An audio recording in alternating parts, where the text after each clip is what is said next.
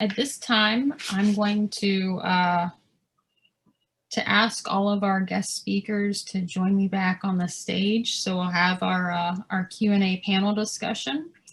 Yeah, and thank you so much, Maida. As we can all imagine, so many of those cultural resources that you were sharing about, they can definitely be impacted not just by land loss, but oil spills as well, since they're located on coast.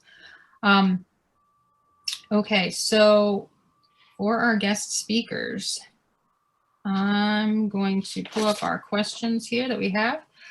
Our first one, how do we integrate cultural issues into coastal restoration, protection, and/or post-disaster funds, such as the Restore Act? Thoughts, anyone? Well, this is Chip McGimsey. So because coastal restoration projects, whether it be rebuilding barrier islands or sediment diversion to build marsh, building levees, because all of those things are done either with federal money in most cases, or they need a federal permit from the Corps of Engineers or Fish and Wildlife or NOAA. They are subject to Section 106. And so our office and federally recognized tribes have an opportunity to comment. And generally what this means is that they will actually do a survey of where any proposed ground disturbance is going to be to determine if there are any sites. And if any are found, then there are further discussions about whether or not they can avoid those sites by redesigning the project, or if not, how we can mitigate the damage that's going to occur to that site. Okay, thank you. Oh, go ahead. Yeah, I guess I would just add that in order to have any work done in Louisiana, the projects have to be part of the Louisiana Master Plan. And initially, a lot of tribes and other underrepresented groups didn't have a voice in that plan. But once the plan is approved, even if you're in the plan, there has to be funding allocated to those projects. So there has to be, you know, some, I don't know how you do it, like, I don't know, it's not priorities, but some, I guess, way to incorporate that and cultures and, you know, those values into those processes to make sure there's, you know, not all communities are left behind, that there's, you know, it's not only in certain areas. Because when we went through there were, I think maybe Chip or Ed was mentioning that with BP, there were some preliminary projects that were done with the oil spill funding. We were told the science doesn't support doing anything in our area. So we've been working a lot on trying to use traditional ecological knowledge and really trying to say, yes, we can do something in our area to try to change that view. So looking at other science, whether that's, you know, traditional knowledge or something else, to say why, you know, if you can do a project and allocating the funds to it. Very good. Another question that came up, directed at Ed. Ed, how does CAMO tie in with the National Estuarine Research Reserves, or the Louisiana NEAR process? Yeah, so the estuary, what was the question? Tie into the estuary?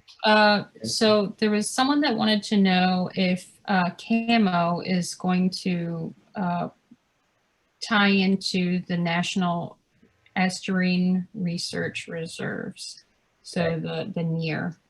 Yeah, I don't know that I know that term very well. We have many different partners, but I will offer that again, as an oil industry based group, you know, we try to be very transparent and very inclusive. And, you know, if folks know of different initiatives or programs or, things of that nature that, they would like some oil and gas industry participation.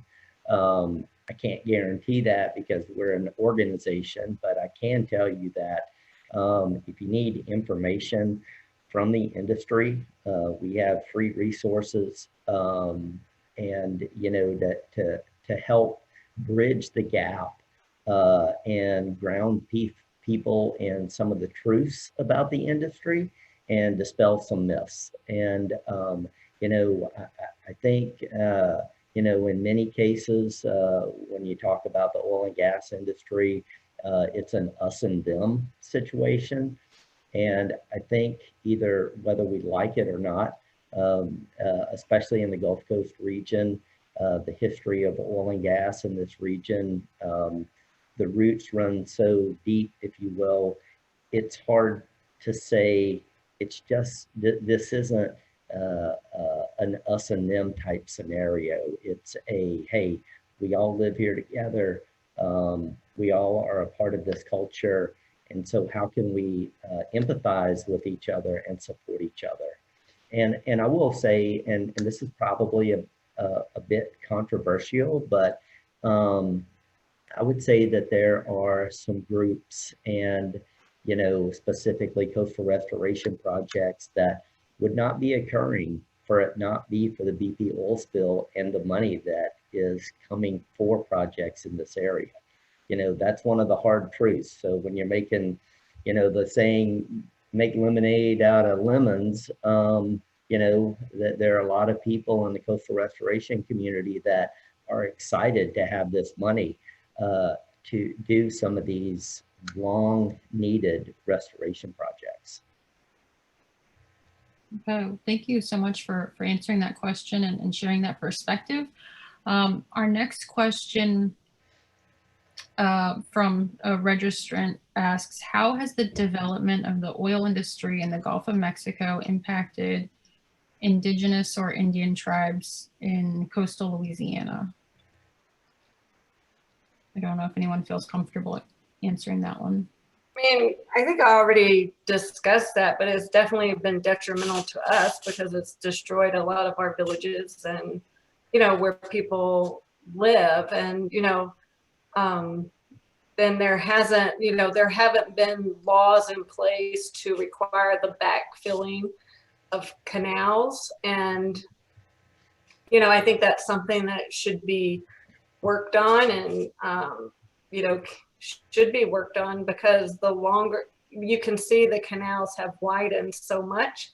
In some places, maybe, yes, it can't be restored, but in other places, actually the oil spills, the oil spoil banks could be used to shore up some protection. So yeah, I think it's been pretty detrimental with regards to destroying villages and where people live. And but it's not just oil and gas, it's the rerouting of the Mississippi. It's like a lot of different factors. It's not just one factor. So we can't say that it's one factor. There are multiple factors. And so now with sea level rise, that just compounds everything. And so it's just a number of factors. Okay. Yeah, Emily, from the oil and gas perspective, I agree. And I would be foolish if I said that the oil industry had no impacts on culture or the environment. But on the flip side, there are a lot of jobs that were provided. A lot of energy for the country has come from this area, as I showed in this presentation. So, everything has some trade-offs, and those trade-offs aren't always fair. But that's why, and as a 20-year resident of Terrebonne Parish, but before I moved, I know the issues very well. And I would say that, since the Gulf Coast, again, has bore some of this on the backs of the residents and on the environment, That's why some of that $5 to $7 billion that in revenue to the federal government that is raised, some of that should come back and from the federal government to support the communities, the environment that has been negatively impacted by the oil and gas industry that's provided energy for the national economy and well-being. Thanks very much for that discussion on that question. It's definitely a difficult topic, but I'm glad we're able to talk about it as a group. Another question that we had, we hear a lot about marsh migration in the face of sea level rise and landward movement of many species.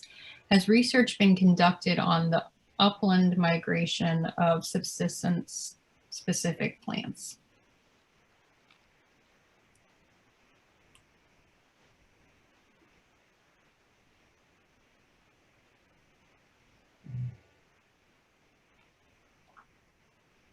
I didn't understand the last few words, like the last part of what you said.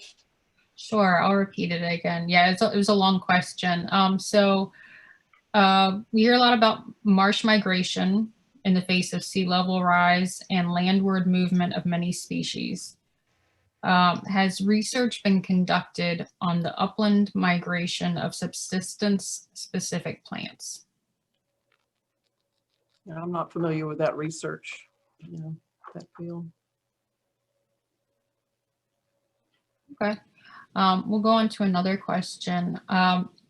Why is the tribe, this one's directed at Patty, why is the tribe not recognized and what would it take to become recognized? Yeah, thank you. That's a huge issue, but I just want to note that there's a number of tribes on the Louisiana Gulf Coast that aren't recognized. Especially in Terrebonne and Lafourche parishes. And a lot of it has to do with the history and the process. So the government has said that this process has been unwieldy and, basically it takes many years and a lot of money, decades of money and millions of dollars to put together an application. And in 2015, there was an effort to change that. It is a lot of work. You need genealogists, historians, ethnographers to put your petitions together. So the tribes have been working on, but there aren't a lot of primary resources about Louisiana's tribes. So a lot of the research has to go back to the Spanish colonial period, not the French colonial period. And so having access to that and then translating those documents from Spanish to French and connecting everything is part of the challenge for the tribes on the southern coast, especially when Louisiana's tribes on the southern coast, on the Gulf Coast, didn't have access to education until the late 1960s because of the policies in education in Louisiana. So a lot of people from our tribe weren't allowed to go to high school until the late 1960s. So, we're starting from a position and behind, and then we're trying to move forward with the skills that we have and trying to get volunteers to assist us. So if anyone wants to volunteer to assist us, we would welcome that. Okay, nice. Okay, so our final question for our guest speakers, this one is directed at Chip. When a spill occurs in or near these cultural areas, does your agency or group get to provide input into the development of incident objectives, which are usually generated initially in the reactive phase of a spill and later reviewed and revised in the proactive phase of spill response? Well, according to the law and the regs, we're supposed to be.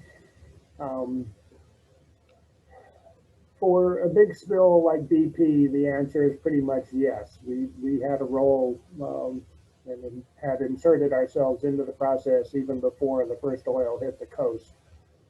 And that involvement only grew throughout the course of the event.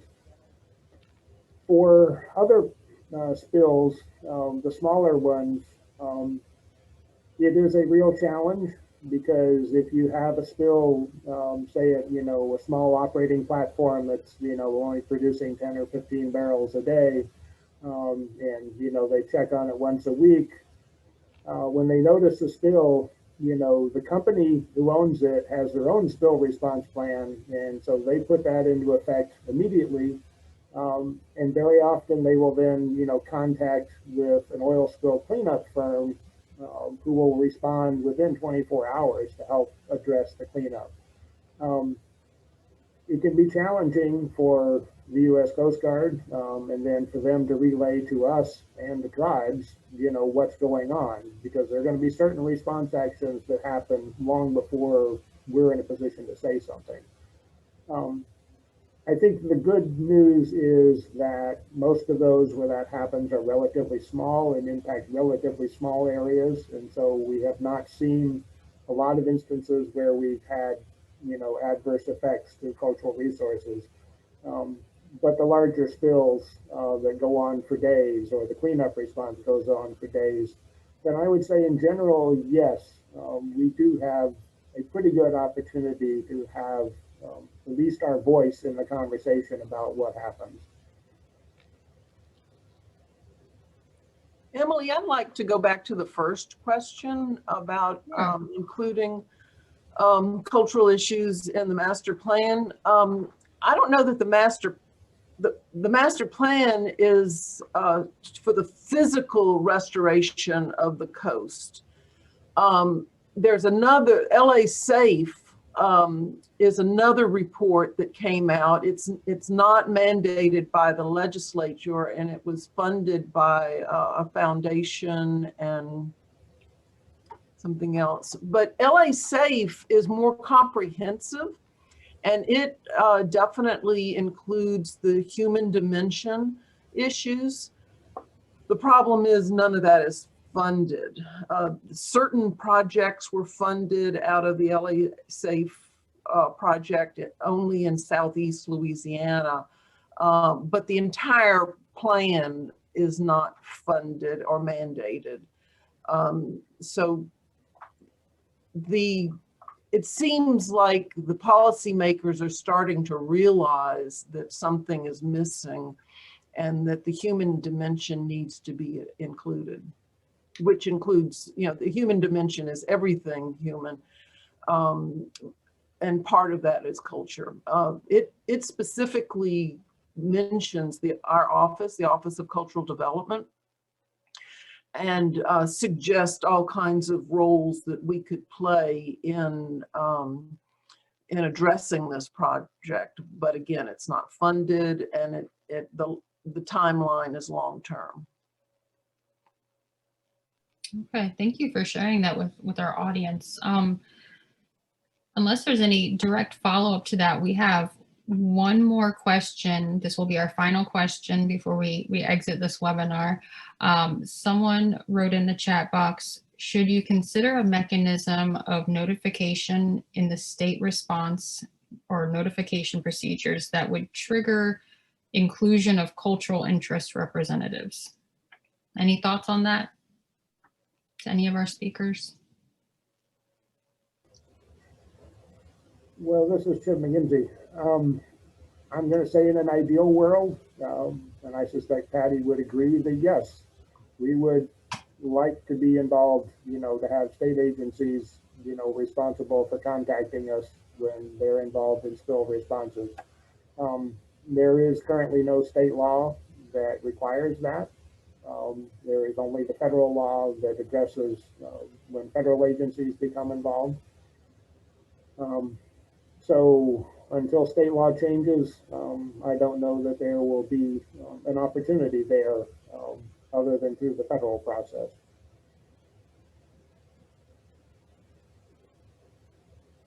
Any other thoughts from our guest speakers? No. All right. Well, I would just add. So this presentation, especially from Chip, on the cultural aspects, is something that probably needs to just have more general awareness about, especially with, you know, the oil and gas industry itself.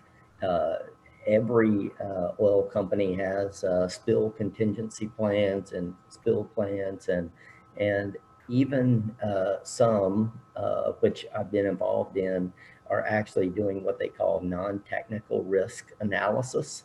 And so the non-technical is the key. It's like, this isn't physical assets. This is risk to community, environment, you know, risk to emergency responders, risk to a the hospital system if an event occurs. You know, hey, I got a plant here. You know, I've got built a new plant. I have 500 people here. You know, if I had an incident at the plant, it would overwhelm a hospital or emergency responders. So are they equipped to handle that? So these non-technical risks is something that's evolving in the industry. And I would encourage folks, which I will try to do myself now more often after hearing the presentation, is bring about that awareness of, you know, having a better understanding of the overall impacts. And probably what would go a long way to solving that is if there was a one-page paper on guidance of how to inform, you know, these communities and cultures and environmental impacts, and send that one pager out somehow through maybe each state has an oil spill coordinator's office. Send that out and encourage companies to add that in their spill response plans. Probably would go a long way. Nothing's easy, of course, but I think that might be a step in the right direction. We also have an additional comment in the chat box related to this question from someone within DEQ, saying that there is a mechanism to notify the state archaeologist's office. Tribes are problematic because they are not recognized, do not have an established contact tree or well understood areas of interest. And we would like to improve that aspect. So just a note there in the comments. Yeah, I guess I would say there is a Louisiana Governor's Office of Indian Affairs that has, I think on their webpage, contact information for all the tribes. I think Chip sits ex officio on the Native American Commission for Louisiana. So yeah, there are ways to coordinate, and I think the Louisiana Governor's Office of Indian Affairs can help with that. That's my understanding. But yeah, I understand what he's saying. If no one's in that position, how do you coordinate? Right now, there is someone in that position. And this is Chip. I would just chime in to say that I've been here in Louisiana. Well, I was here for, I guess, 15 years before BP. And that was the first time I'd ever heard about oil spills in Louisiana, and from the professional archaeology side. And it was a rude introduction into what the potential impacts on cultural resources will be. Since then, our office and others have worked hard to try and persuade the U.S. Coast Guard to really take ownership of the Section 106, the National Historic Preservation process. That is very much a work in progress. Getting them to actually notify us and notify tribes is still not something that occurs on any routine or regular basis. But I will say, in response to Ed's point, after BP, we have started getting invitations to the oil company spill drills. A lot of these companies, Chevron, ExxonMobil, every year or two, they hold anywhere from a half a day to sometimes a 3 or 4 day tabletop exercise and how they respond to a spill at a particular location. And they do everything but send the people out.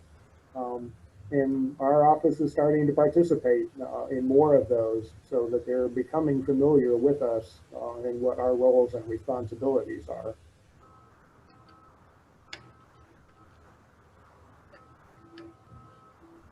Yeah, I would like to say, from my perspective, getting to participate in those spill drills and working with folks, like getting to know Ed and Chip and seeing what you do, it's really cool to see all the different moving parts in action. And like you said, it's everything short of deploying the people and the equipment out into the field. So it's definitely something really good to know that sort of preparedness exists. So with that, I'm going to ask everyone to check out the chat box, whether you're on Facebook Live or Zoom.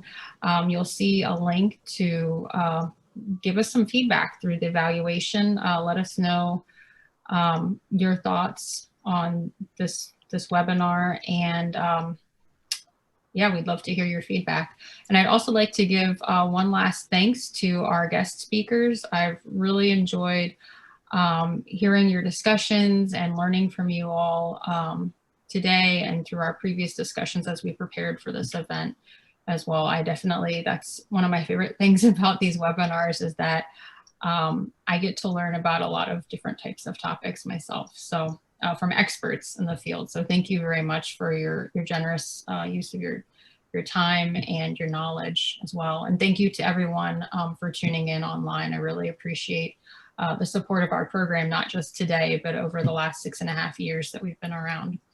So with that, I'm going to tell all my guest speakers that you're free, you're off the hook, you can go.